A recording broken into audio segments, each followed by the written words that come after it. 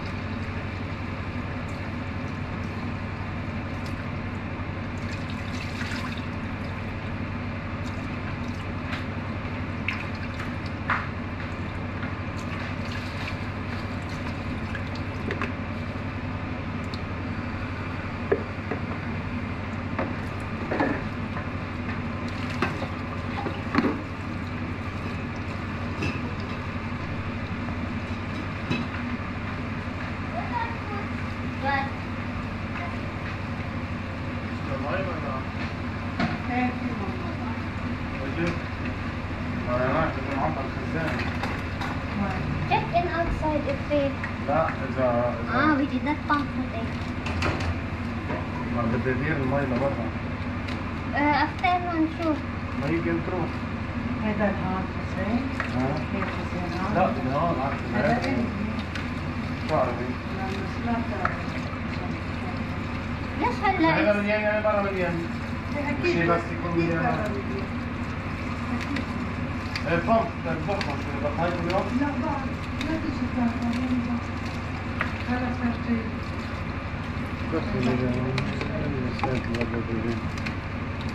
it will go the caraba, ay the water hon. If you pump, ايه it will take up. It's back before, maybe be against sun. So Yeah. it's strong. Ay معقولة؟ eh. عطيلي رجعت ضعفت معقولة كان فيها تراب ببين؟ وين؟ المي؟ عرفت؟ ايه رجعت خفت مثل قبل مش هاي هلا وقت تكون جاية لا كيف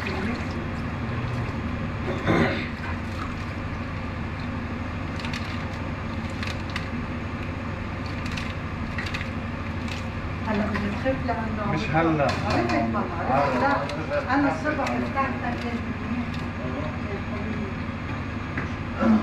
وحسب ما يكونوا بنامين عم يدقوا بس الكوخ بتخف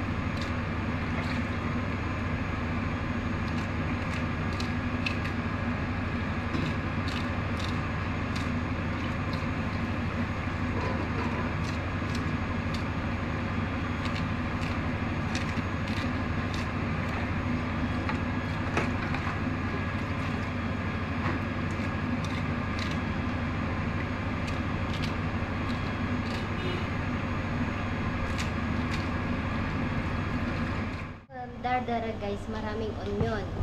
Dahil maraming onion, ilagay ito sa top. Ito yung dardara. Yung lentils ba, brown. هيدي نو جود هون Le? لانه بتمسكي من هون تحريري Har yan yan. Har. هاد هيدي هاد ما إيه. فيك تمسكي هاد Mainit. Yes. ايه ما فيك تنتبهي يعني انا جيت عم بمسكها دغري عجبت فيكي Lagyan ito ng rice. Masarap siya. Baskun mama. Mami Laida. Taibin. Yes. Masarap siya. Tignan natin yung weather. Weather is hot. Ano siya? Mahangin.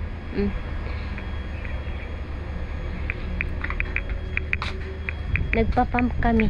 Yung papaya ko, dami na namang bunga. Nahihinog na sila. Kaso kailangan ng tubig. Maliit yung bunga ba. Alam mo yung native na papaya sa atin? O ganun. Sobrang, ano, tigang ba? Tigang yung sa tubig. Dito kasi pag summer talaga sobrang init. Kulang kami sa tubig. Kaya yung mga pinaghuhugasan ko, kinukulit ko. Yun ang ipandilig ko ba. Kawawa ang mga tanim. Anyway. Amoy sibuyas.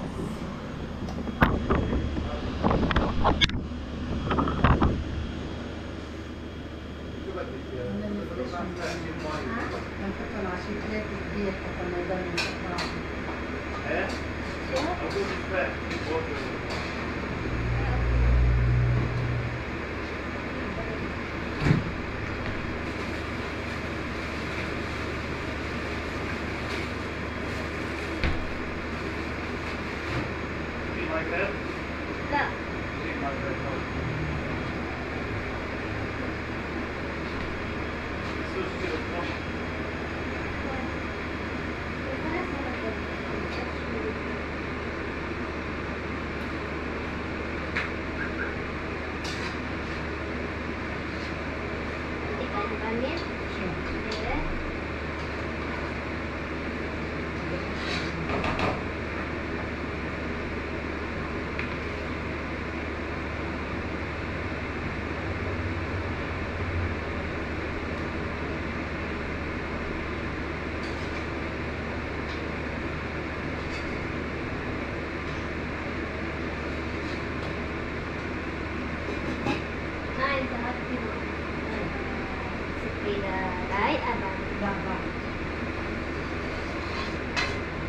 تيسير شوي مسكين.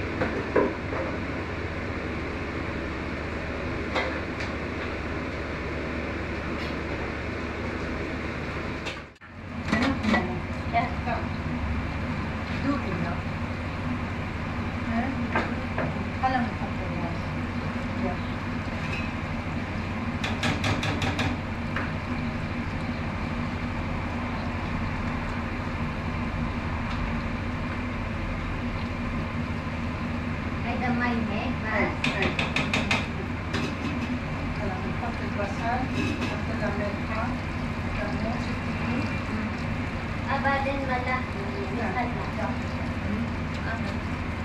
إذا حطينا ملح هلا بكسر الرز. ولا؟ هيك لكن. لأنه دايما بس أنا لا هتصيري بريمو. إيه بتحسي الرز كيف؟ عم بيكسر. أوكي. بس يبلش الرز كيف نحط ملح، نحط كمون، نحط بهار. هيك لكن. هيدا العدس مثل خليناه يعني. شوي شي 5 minutes بالماء. اوكي؟ والرز ما بده 10 minutes بيخلص. شوفوا هاي مثلا.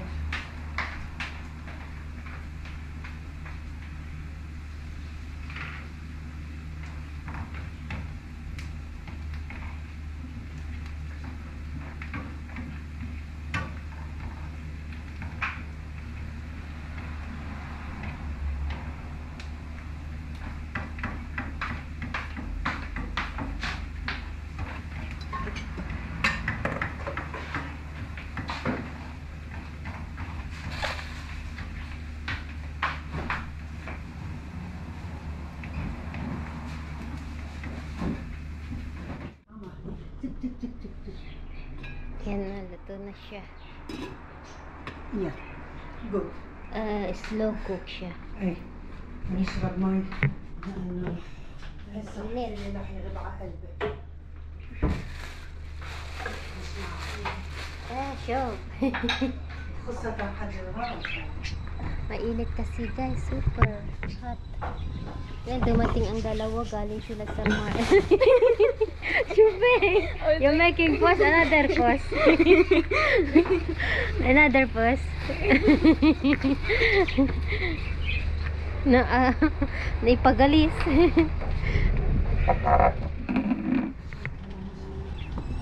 بس يا عمي بس بيوجع لي قلبي بخاف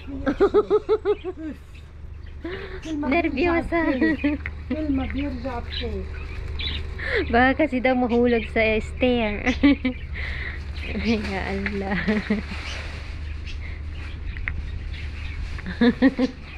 Kakakape yan na nervyosa. I was like, Nervyosa si mama guys. So, ako nga pag late ako na darating na papunta sa church, yan, hindi na mapakali. Like kahapon 10 o'clock ako dumating ng umaga. Nag-aalala na siya. Sabi ko, wag ka mag-alala, dito lang ako. Niiwan ko kasi yung phone ko. Tapos hindi niya ako makontak. Sabi niya, dalhin mo yung phone. Hindi ko kasi dinadala. Ayaw mo magdala ba? Hindi mapakali. Tinawagan niya yung asawa ko. Wala pa yung asawa mo dito. Huwag kang mag-alala, sabi naman ni Mr. Oh. One only one? ما فيهم Tomorrow it will go. أكثر ما في.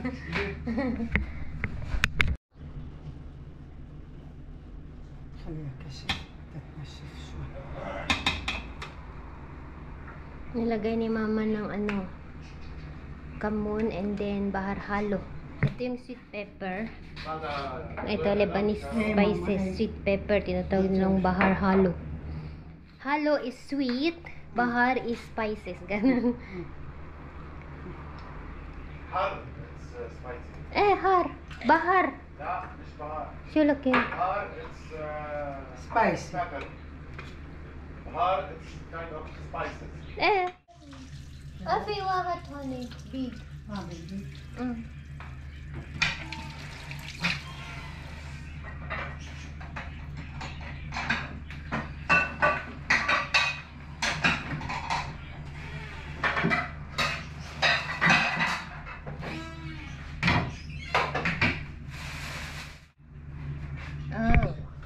Ilagay na ni mama yung atas.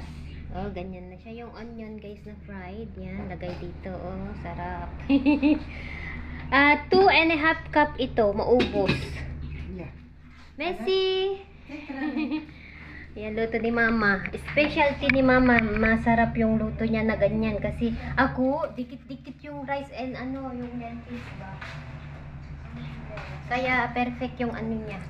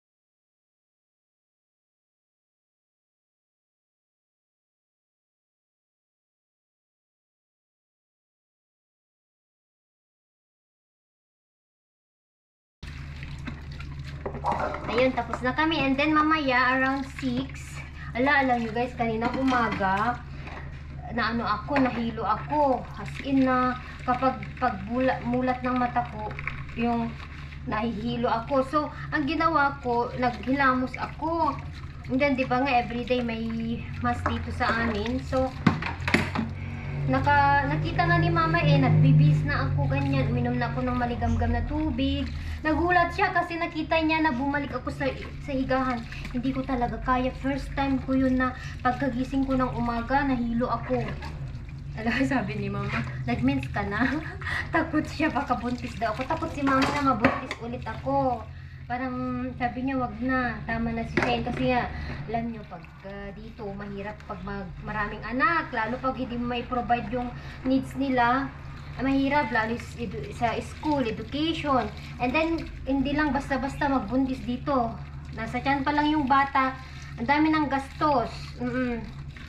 So, sabi ni mama, baka buntis ka. Nag-mens ka na. Yun agad ang ano niya. Tanong niya sa akin kung nag-mens na ako.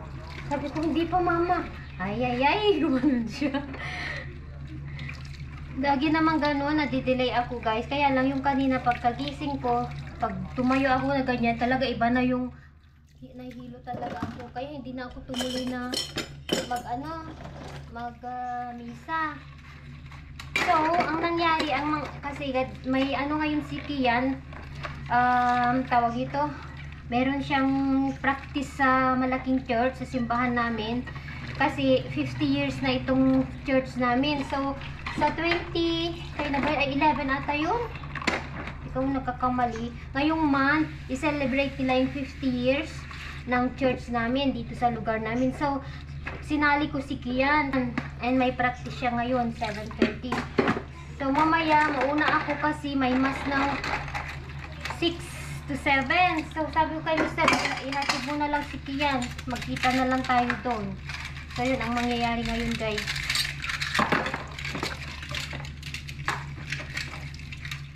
Ayan, ang gas lang ako, guys. Iwan ko, baka anemic na naman ako kasi sobrang hilo ko na naman. Nahihilo na naman ako. Iwan ko ba? Anemic talaga ako since dalaga ako, guys. Minsan pa nga nagpanta-pantal ako. Kaya ano na naman kasi ako na late na natutulog.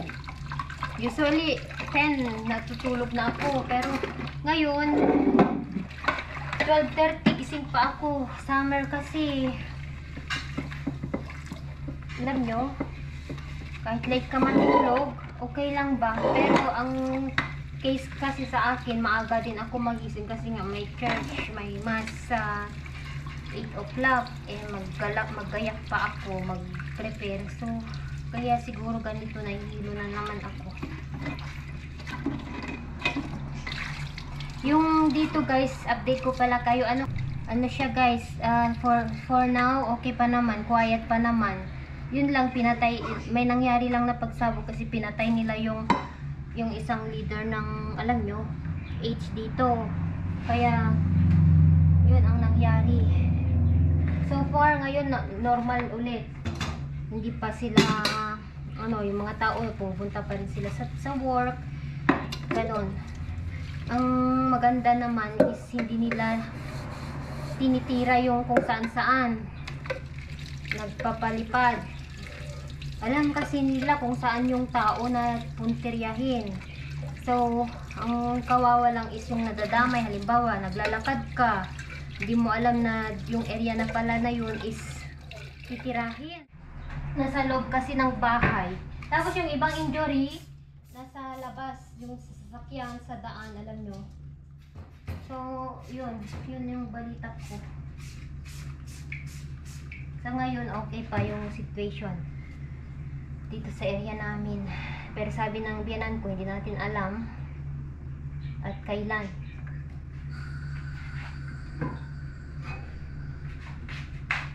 Yan, tapusin ko lang dito.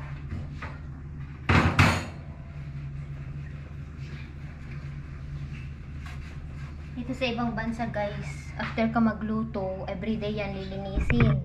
Ito, gasol. Oo. yung stove ba, tawag ito. Yan, sasabunin din. Kasi pag hindi mo gagawin, magkakaroon ng cockroach, yung alam nyo. Yan, nililinis ko ito every day after ako magluto. Kasi night naman, hindi na kami magluluto ng hard food. Ang tawag ito, heavy food. Tanghali lang, ganon. So, malinis na siya after ng gabi ito. Ngayon, ganon. Hindi na ito marurumihan pa.